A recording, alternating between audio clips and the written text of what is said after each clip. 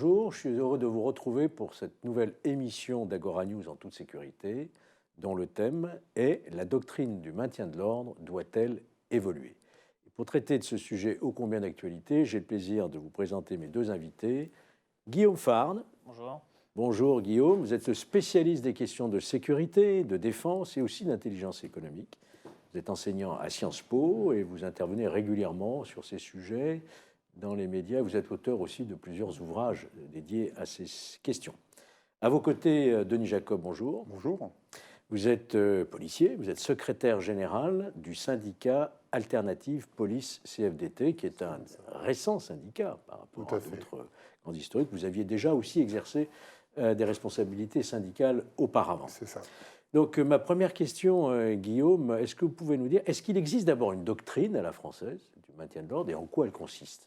Je crois qu'on peut dire qu'il existe une doctrine du maintien de l'ordre à la française, assez incontestablement.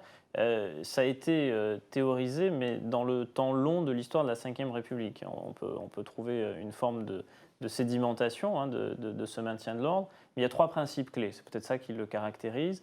Le premier, c'est qu'en France, le maintien de l'ordre est une affaire de spécialistes. C'est le premier principe. Il y a des spécialistes du maintien de l'ordre dans la police nationale que sont les compagnies républicaines de sécurité. Il y a des spécialistes du maintien de l'ordre dans la gendarmerie nationale que sont les gendarmes mobiles. Premier principe. Deuxième principe, la mise à distance. On évite le contact. On évite le contact entre les manifestants et les forces de l'ordre parce que le contact est source de blessures pour les uns, pour les autres. Et l'objectif tout de même, c'est la préservation de la liberté de manifester. Et donc si les gens étaient blessés, naturellement, cela contreviendrait à ce principe. Donc mise à distance, deuxième grand principe clé. Troisième principe clé, et le dernier, la gradation des moyens employés. On utilise les moyens les plus lourds en dernier recours, et donc on va commencer par les moyens les plus légers. Les moyens les plus légers en maintien de l'ordre, c'est l'usage de grenades lacrymogènes. C'est peut-être même ça qui caractérise le plus d'ailleurs le maintien de l'ordre. Peut-être les camions à eau d'abord. Alors ceux-là en France, ils sont d'usage assez tardif et on les utilisera après avoir utilisé les grenades lacrymogènes. En revanche, si on compare à nos voisins, par exemple les Allemands, l'usage des camions canons à eau, lui, est beaucoup plus fréquent, avec d'ailleurs une doctrine un petit peu différente de la doctrine française. Nous, on l'utilise individuellement, les Allemands l'utilisent collectivement, c'est-à-dire parfois avec 2, 3 engins simultanément. Très bien. Merci pour cette mise au point. Denis Jacob, pourtant, vous avez, comme nous tous, évidemment, suivi cette crise dite des Gilets jaunes, tous les samedis, où il est question des doctrines de maintien de l'ordre. Beaucoup de critiques ont été émises à la suite notamment de l'usage du LBD 40. Est-ce que, d'après vous, ces critiques sont fondées ? Est-ce qu'il faut faire évoluer quelque chose ? Vous qui êtes sur le terrain avec vos hommes.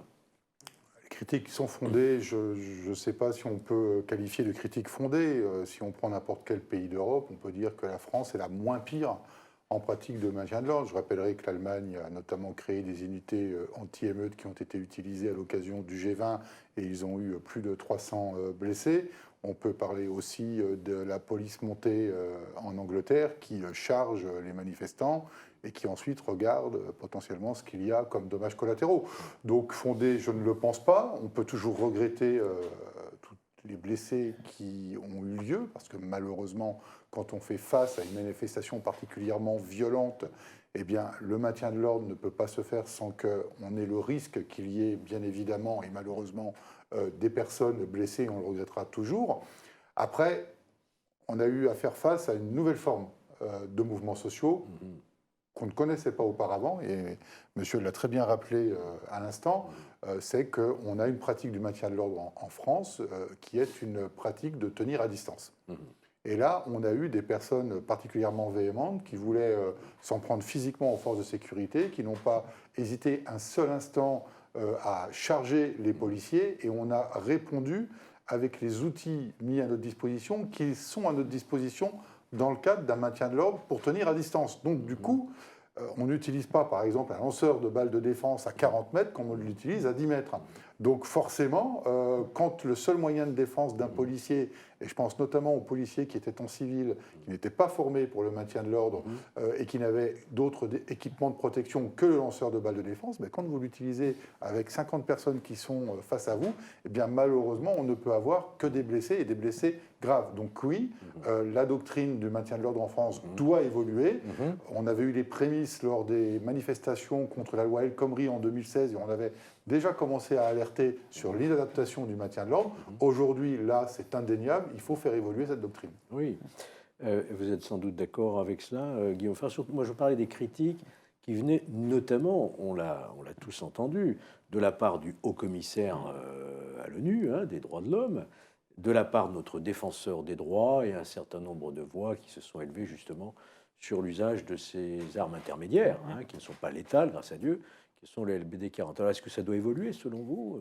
Je crois que... En tout cas, le ministre de l'Intérieur, vous avez vu que le ministre de l'Intérieur a dit à un certain moment qu'il fallait une réflexion maintenant sur une éventuelle évolution de ces doctrines. Oui, mais parce que, d'abord, je crois que le maintien de l'ordre ne doit jamais cesser d'évoluer. Parce que le maintien de l'ordre s'adapte à l'évolution des manifestations. Et donc, vu qu'on ne manifeste plus aujourd'hui comme on manifestait hier et qu'on ne manifeste probablement pas aujourd'hui comme on y manifestera demain, le maintien de l'ordre, lui, suit cette évolution des manifestations. Il y a un phénomène qui est un phénomène assez récent, qui date des années 2015-2016, qui est la montée des violences ou de l'ultra-violence en manifestation. Ça, c'est un phénomène assez récent. Dans les années 90 notamment, on avait des corps intermédiaires, des syndicats, des associations, des partis politiques qui, lorsqu'ils organisaient des manifestations, prévoyaient un service d'ordre, il y avait un dialogue en amont qui se nouait avec les forces de l'ordre, et finalement ça permettait de contenir les violences.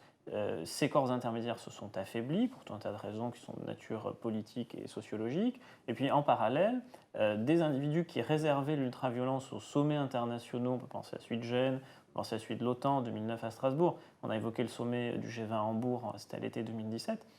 Eh bien, ces groupes violents, maintenant, ne réservent plus leur violence à ces sommets internationaux, mais viennent aussi l'exprimer dans le cadre de manifestations publiques. Ça aussi, ça change la nature des manifestations. Elles sont beaucoup plus violentes. Et donc, face à ces violences-là, ou ces montées des violences, qui ne sont pas nées avec le mouvement des Gilets jaunes, il faut adapter cette doctrine. Alors, de quelle manière ?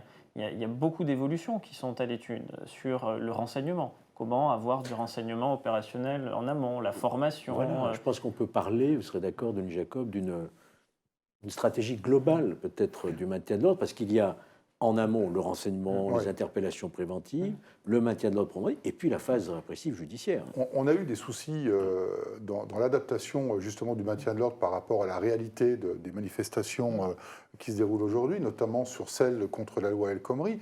Historiquement, on a toujours eu l'habitude d'avoir un service de renseignement au cœur du cortège. Pour identifier immédiatement les casseurs potentiels. On a eu des plaintes récurrentes de la part des organisateurs de manifestations, notamment les organisations syndicales, et sur les manifestations contre la loi El Khomri, la décision a été prise de retirer le service de renseignement territorial au sein même des manifestations, parce qu'on nous taxait de nous grimer en casseurs. En gros, c'était nous qui alimentions la violence. Donc il n'y a plus de renseignements. Alors, on les a retirés, et puis les enseignements qui ont été tirés des manifestations contre cette loi travail, eh bien, c'est qu'on a eu quand même et beaucoup de violence, et ça a démontré toute l'utilité d'avoir un service de renseignement territorial au cœur même des cortèges, et du coup, on les a remis. Sur l'évolution de la doctrine du maintien de l'ordre, elle est actuellement en cours de rédaction. Alors vous me direz pourquoi elle n'est pas encore sortie. Parce qu'on analyse tous les problèmes auxquels on a été confronté sur le terrain pour voir comment on peut ajuster au plus près notre façon d'intervenir sur les prochaines manifestations, et cette doctrine devrait sortir d'ici le mois de juin. Vous avez, Guillaume Fard, quelques éléments d'information sur ce qui pourrait être produit Il y a beaucoup de sujets. Alors, le renseignement, on en a parlé. Parlons aussi de la formation. Il y a une question de la formation au maintien de l'ordre. Je me disais, un des principes clés, c'est que le maintien de l'ordre est une affaire de spécialistes. Or, ces manifestations récentes de Gilets jaunes ont montré qu'on a pu mobiliser, dans le cadre d'opérations de maintien de l'ordre public, des policiers qui n'étaient pas des spécialistes de l'ordre public. J'entends par là des policiers notamment issus des brigades anticriminalité ou des compagnies d'intervention, qui eux sont des policiers de sécurité publique, interpellateurs, que l'on a projetés, plongés dans un contexte qui est un contexte de maintien de l'ordre public, sans formation et sans toujours d'ailleurs l'équipement adapté. Ce sont celles qu'on a appelées les Braves ensuite. Voilà, exactement. Les fameux détachements d'action rapide d'AR, c'est comme ça qu'ils ont été baptisés initialement, puis devenus les Braves, Brigades de répression de l'action violente, en mars 2019. Mais ces policiers-là, interpellateurs, ont montré leur utilité dans le dispositif, mais néanmoins n'ont pas toujours reçu la formation adéquate. Certains d'ailleurs l'ont exprimé à travers leur organisation syndicale, c'est des regrets qu'ils ont formulés. Et quand on regarde d'ailleurs les statistiques d'usage du lanceur de balles de défense, plus de 13 000 tirs sur l'ensemble des presque 7 mois de manifestations, on se rend compte que ceux qui en ont été à l'origine sont majoritairement ces policiers interpellateurs, et c'est là où il y a eu le plus de signalements. Donc ça montre quand même une difficulté qui a trait à la formation. Donc ça, c'est une piste qui est envisagée. Il y en a une seconde qui a trait à la communication. La communication en matière de maintien de l'ordre, c'est assez fondamental. Ces 6-7 derniers mois, on a quand même vu des manifestants se plaindre de ne pas comprendre les consignes, les injonctions qui leur sont données par les policiers et gendarmes qui sont en charge du maintien de l'ordre. Et à contrario, les policiers et gendarmes, eux, se sont plaints de ne pas être suffisamment obéis. Et en fait, on se rend compte en observant... Il y a un problème de communication et de compréhension. Les deux, parce que le régime des sommations, il est totalement passéiste, par exemple. Demander à un commissaire de police de revêtir une écharpe tricolore, de prendre un porte-voix rarement audible, à une formule qui est complètement datée, obéissance à la loi, dispersez-vous. Enfin, personne ne comprend cela aujourd'hui. En Allemagne, je crois qu'ils ont fait des progrès là-dessus. En Allemagne, ils sont même très en avance. Parce qu'en Allemagne, ils ont des porte-voix puissants, ils ont des avertisseurs sonores, ils ont des panneaux lumineux, et ils expliquent les manœuvres d'ordre public en temps réel aux manifestants. Et ça, c'est probablement une source d'inspiration. On brandit souvent l'Allemagne en modèle pour de mauvaises raisons, qui pratiqueraient des escalades ou autres, ou qui seraient moins violents. En réalité, leur maintien de l'ordre n'est pas du tout moins violent que le maintien de l'ordre français. En revanche, il y a des sources d'inspiration dans la communication en temps réel. Ça fait partie des pistes. Alors ça, c'est la deuxième piste. Est-ce qu'il y a d'autres pistes selon Alors moi, je rejoins... connaissance non, mais je rejoins complètement sur l'analyse de monsieur sur la formation. Effectivement, quand on a dégraissé entre 2008 et 2012 avec la réforme des politiques publiques, ce qu'on appelait la RGPP, on a supprimé 2000 postes de CRS. Ces 2000 postes, ils ont fait défaut sur le terrain. Et quand on a X manifestations à travers le territoire pour essayer d'endiguer les violences qui ont eu lieu à Bordeaux, je rappelle, Bordeaux, Toulouse, Paris, enfin ça a été à peu près dans toutes les grandes métropoles, on n'a pas eu assez de CRS pour dispatcher sur l'ensemble du territoire. Donc on a complété par quoi ? Bien, par des effectifs de sécurité publique, notamment les BAC qui sont aguerris sur des théâtres de violence urbaine, mais on ne traite pas du maintien de l'ordre comme on traite de la violence urbaine. Or, ils n'ont pas de formation en tant que CRS et ils n'ont pas l'équipement des CRS de protection. Je le disais tout à l'heure, le seul équipement de protection qu'ils avaient, c'est le lanceur de balles de défense. Donc ça n'excuse pas potentiellement les dérapages qui ont pu avoir lieu et les blessés, mais ça explique pourquoi on a eu toutes ces difficultés et tous ces accidents. Donc oui, il y a une formation à revoir et je pense qu'on devrait en formation initiale former l'ensemble des policiers recrutés aux techniques de base de maintien de l'ordre, parce qu'on peut être amené à faire du maintien de l'ordre dans sa carrière, parce que sur n'importe quelle manifestation, que ce soit la manifestation de défense des oiseaux, ou que ce soit la manifestation des Gilets jaunes, ou je ne sais quelle manifestation, il y a un service d'ordre, systématiquement, pour assurer la sécurité de ceux qui manifestent, et puis la sécurité des gens qui souhaitent aller et venir en dehors de tout mouvement social. Donc ça, c'est important. Et sur les équipements, je rejoins également, puisque c'est une demande forte de mon organisation syndicale, qu'on reprenne les idées qui sont effectivement appliquées en Allemagne, à savoir tout ce dispositif de communication pour que le message soit très clair vis-à-vis qui rassure des manifestants. En même temps, qui établit un lien entre les manifestants et les forces de l'ordre. Ça rassure, mais on a été amené à constater sur la manifestation des Gilets jaunes qu'il y avait des gens qui étaient pris dans la violence entre les personnes les plus radicales et la police, qui se sont fait interpeller et qui se demandaient ce qu'ils faisaient là. Parce qu'ils n'avaient pas eu le message de la dispersion annoncée. Et donc, il y a des gens qui se retrouvent pris entre guillemets, entre deux feux.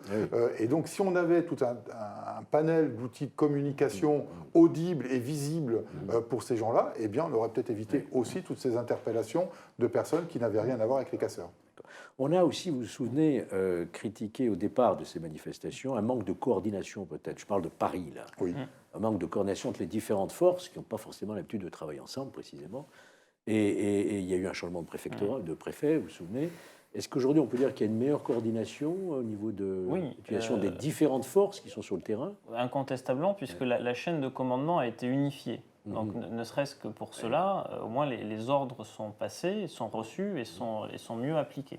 Donc ça, c'est un progrès, mais ça ne va pas tout résoudre. On ne peut pas tout attendre de l'unification de la chaîne de commandement, ni du fait d'avoir rendu davantage d'initiatives au terrain, puisque c'était l'autre grande mesure, une grande transformation du préfet Didier Lallemand. Avec une meilleure adaptabilité. C'est ça, c'est de dire, on n'attendra plus nécessairement de recevoir des ordres précis du commandement opérationnel, mais d'initiative, vous pouvez agir si vous constatez. Et ça a fonctionné. Et cela fonctionne. Ça a fonctionné, Ça a très bien fonctionné. Le 20 avril, ça a fonctionné. Le 1er mai, cela a fonctionné. Donc ça, c'est bien. Mais ça n'empêche pas qu'il faudra encore réadapter la doctrine. On a évoqué le renseignement, la formation, l'équipement. Peut-être un dernier sujet, c'est la judiciarisation. Absolument. Ça, on n'en a pas parlé, mais là aussi, il y a un sujet qui est un sujet assez lourd. Traditionnellement, on ne demandait pas au CRS, aux gendarmes mobiles, donc aux spécialistes du maintien de l'ordre, d'interpeller. Pour plein de raisons. D'abord, ça désorganise les dispositifs, des choses pratiques auxquelles on ne pense jamais, mais perdre sa paire de menottes, on n'a pas forcément envie de se départir de son équipement. Ça peut paraître bête comme ça, mais ça pose quelques difficultés opérationnelles. Et on n'a pas intégré des officiers de police judiciaire dans les services. Justement, donc maintenant, toute l'évolution, c'est une meilleure judiciarisation pour que lorsqu'on interpelle des personnes et qu'elles sont présentées à l'officier de police judiciaire, ceux qui les présentent puissent circonstancier les conditions de l'interpellation, mieux caractériser les infractions, donner davantage d'éléments, parce que sinon on se retrouve avec des personnes qui d'abord sont interpellées alors même qu'il n'est pas clairement établi qu'elles ont commis des infractions pénales, donc après elles sont libérées, donc ça crée des frustrations de part et d'autre. Donc là il y a un gros travail qui facilitera le travail de la justice. Exactement, après, bien sûr, parce qu'après on dit la justice ne condamne pas suffisamment, mais la justice dit donnez-moi des éléments matériels, vous êtes bien placé pour le savoir. Donc ça fait partie des évolutions qui devront avoir lieu, cette judiciarisation, il faut travailler autour de cela. Ce n'est pas simplement l'inclusion de policiers interpellateurs, c'est toute une chaîne de procédures pénales. C'est une stratégie globale, encore une fois, depuis le renseignement, le maintien de l'ordre proprement dit, et ensuite la justice répressive quand il y a lieu. On avance, on arrive pratiquement à la fin de cette émission. Denis Jacob, on a évidemment, et à juste titre, beaucoup évoqué et déploré des victimes graves, tout de même parmi les manifestants, d'éborgnements, de mains arrachées, au début notamment des manifestations, mais on n'a pas suffisamment parlé des forces de l'ordre qui ont subi également des blessures. Est-ce que vous pouvez nous en dire un mot sur... Oui, enfin, on regrettera toujours des blessés de part et d'autre, mais on a eu quand même plus de 1400 policiers blessés tout au long de cette gestion de crise des Gilets jaunes. Et puis, il faut peut-être contextualiser. La violence ne vient pas des forces de l'ordre. Et ça a été présenté en dernier comme ça, c'est-à-dire de revendications de Gilets jaunes. On en est venu à la polémique sur les moyens mis à la disposition des effectifs en matière de maintien de l'ordre. Mais notre travail a été de répondre à de la violence. Et pour endiguer de la violence, on est obligé d'utiliser ce qu'on appelle légitimement la violence légitime. La violence légitime est strictement nécessaire. Est strictement nécessaire. Donc c'est un vrai sujet. Ça a été repris à l'envers. On a présenté le mouvement des Gilets jaunes comme une provocation policière, alors qu'à l'inverse, on avait affaire à des violences particulièrement graves. Moi, ça fait 31 ans que je suis dans la police.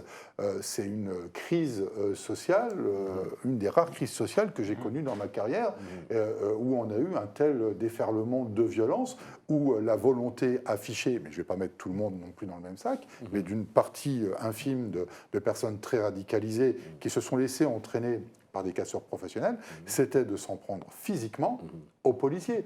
Parce qu'on est le seul représentant de l'État présent, et on voulait s'en prendre au gouvernement, au président de la République, et une façon de s'en prendre au gouvernement et au président de la République, c'est de s'en prendre physiquement aux policiers. Oui, c'est bien ça. Merci. En tout cas, le dernier mot sera pour Guillaume Favre, parce que dans cette émission, on a aussi, on met souvent le focus sur la complémentarité, le continuum entre le public, maintien de l'ordre, et le privé. Guillaume Favre, à votre avis, est-ce qu'il y a peut-être une réflexion aussi à mener à ce niveau-là des manifestations? Est-ce que le privé aurait quelques... Je parle de sociétés de sécurité privée, notamment pour tous les commerces qui ont été victimes. Est-ce qu'il y a une réflexion qui est portée là-dessus aussi? Est-ce qu'il y a une nécessité de le faire? Alors, nécessité, oui. L'histoire de la coopération publique-privée dans notre pays, elle s'est accélérée dans des circonstances tragiques. Les attentats, notamment de l'année 2015, ont été un accélérateur de cette relation publique-privée. les manifestations seront un autre accélérateur, alors de moindre ampleur, dans des circonstances fort heureusement moins tragiques aussi, mais qui ont créé en fait une coopération publique-privée de fait. Très concrètement, ça voulait dire qu'en préparation des manifestations de Gilets jaunes, les préfets, à Paris le préfet de police, ont établi un contact avec les directeurs sûreté des établissements recevant public, des magasins, des commerces, pour expliquer le dispositif et qu'il y ait de la complémentarité. Ça, c'est assez fondamental. Ça a créé une coopération très informelle, mais qui a posé les bases d'un dispositif qu'il faudra formaliser. Et donc, le ça travail, me paraît fructueux. c'est un bon début. Ce ne sera pas suffisant, mais en tout cas, ça a montré que public et privé pouvaient se parler dans un objectif commun qui était de contribuer à la sécurité publique, notamment dans le cadre des manifestations. Mais cette coopération de fait de terrain, en réalité très informelle, partage de l'information entre les deux mondes, public et privé, il faudra le formaliser. Et ça, c'est un chantier qui est un chantier devant. C'est le chantier de ce gouvernement et aussi du Parlement, puisque s'il y a une loi de programmation sur la sécurité publique à l'automne, eh bien, il faudra que cette question de la coopération publique-privée se pose, et elle se pose aussi pour des questions d'ordre public sur la préparation des manifestations et la coopération pendant les manifestations. Je suis certain que votre message sera entendu notamment par tous les directeurs de sécurité qui suivent avec beaucoup d'intérêt cette émission. C'est aussi un champ d'investigation absolument indispensable pour l'avenir. Messieurs, il vous reste à me remercier, Monsieur Denis Jacob, Guillaume Faure, d'avoir participé à notre émission. Et je vous donne rendez-vous à notre prochain numéro le mois prochain. Merci.